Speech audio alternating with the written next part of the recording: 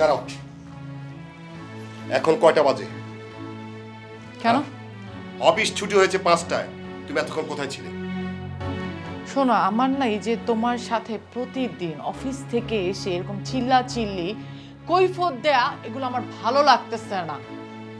দেখো, সেখানে কৈফিয়তের কোনো কথা না, কথা হচ্ছে তুমি জানো আমি চাকরি করি, তুমি চাকরি করো, আমাদের ছেলেটা বাসায় একা থাকে। তুমি দিনের পর দিন, প্রতিটা দিন তুমি 7টার সময় আসছো, 7টার সময় বাসায় আসো, তুমি কি করো এতক্ষণ? কি করে তুমি জানো না? হ্যাঁ, রাস্তা কি আমার জন্য ফাঁকা থাকে? রাস্তা জ্যাম থাকে না? আর প্রতিদিন কি পাইছো তুমি? এগুলো কি শুরু করছো? দেখো, প্রতিদিন কি পাইছি? অফিস সময় 5টা, তুমি 5টার সময় বাসা চলে আসবে, তুমি কার সাথে বাইরে বের হাঁটো? হ্যাঁ, আমার অফিস সময় 5টা, তুমি জানো আমার অফিসে কাজ থাকে না? তোমার অফিসের মতো তো আমার অফিস না। দেখো, আমি তোমাকে বারবার বলছি তোমার চাকরি করার দরকার নেই, আমি একা চাকরি করে আমার সংসার চালাতে পারবো না। তুমি কি করলে? তুমি চাকরি করবেই। আমার না তোমার এই আলতু ফালতু কথা শোনার মতো টাইম আমার নেই, বুঝছো? আমি লেখাপড়া শিখেছি তোমার ঘরে দাসী বান্দি কাজ করার জন্য না। আমি জানি আমাকে কখন কোথায় কোন কাজ করতে হবে। আমার সন্তান, আমি জানি ওকে আমি কিভাবে মানুষ করব। সবকিছু জানা আছে, আর আমার ক্যারিয়ার সবার আগে। তোমার যদি প্রবলেম হয় তুমি আমাকে ডিভোর্স দিতে পারো। দেখো, শুধু ডিভোর্স ডিভোর্স বলবে না, যদি ডিভোর্স দেওয়ার ইচ্ছে থাকতো সন্তান হওয়ার আগে দিয়ে দিতাম, কিন্তু আমাদের সন্তান এখন বড় হয়েছে, সে সব কিছু বোঝে। প্লিজ ওর দিকে চেয়ে একটু বোঝার চেষ্টা করো।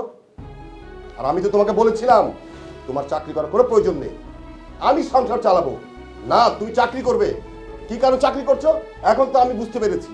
তোমার যদি সন্তানকে নিয়ে এত চিন্তা থাকে, হ্যাঁ, ডিভোর্সের পরে ও আমার সন্তান আমার সাথে থাকবে। ও তাই তো বলি, আমি আজকে যা রিক্সা দেখেছি সেটাই সত্যি না? এই তুমি চুপ থাকো। ছি, রিকশাতে তুমি কি দেখছো সেটা আমি জানি না, কিন্তু আমি এটা ভালো করে বুঝতে পারছি যে তোমার মাথার মধ্যে কত রকমের নোংরা চিন্তা ভাবনা, তুমি যে কত লো মেন্টালিটির লোক সেটা আমার বোঝাও হয়ে গেছে।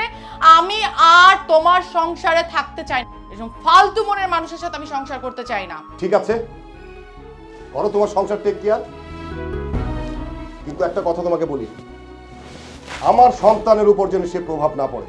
আমাদের সন্তানের কথা যদি তোমার চিন্তা থাকতো তাহলে প্রতিদিন আমার সাথে এই সেরকম নোংরা নোংরা কথা নিয়ে ঝগড়া করতা না। এগুলো তোমার মনের সন্দেহ, এই সন্দেহটা বের করো। আর মাথার মধ্যে যে নোংরা চিন্তা ভাবনা ঢুকেছে এগুলো বের করো, দেখবে আমরা দুজন খুব ভালো আছি, আমাদের সংসারটা খুব ভালোভাবে যাচ্ছে। একটা কথা ভাবো, ডিভোর্স দিয়ে দিলে সব সমস্যার সমাধান হবে না। আমাদের সন্তানের কথা একটু চিন্তা করো, ওর একটা ভবিষ্যৎ আছে। যদি সন্তানের কথাটা চিন্তাই করো না, তাহলে এই যে নোংরা যে চিন্তা ভাবনা মাথার মধ্যে ঢুকায় রাখছো না, এগুলো বের করো। তুমিও ভালো থাকবা, আমরাও ভালো থাকবো। আর দয়া করে এই বিষয় নিয়ে আর বাড়ায়ও না, আমার আর ভালো লাগতেছে না, আমি এমনিতে অনেক টায়ার্ড।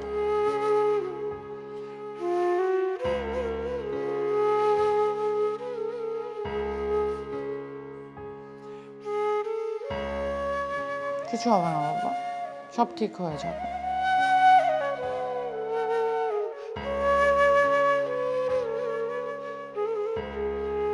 তুমি খাইছো? হোমওয়ার্ক হয়েছে? সব রেডি?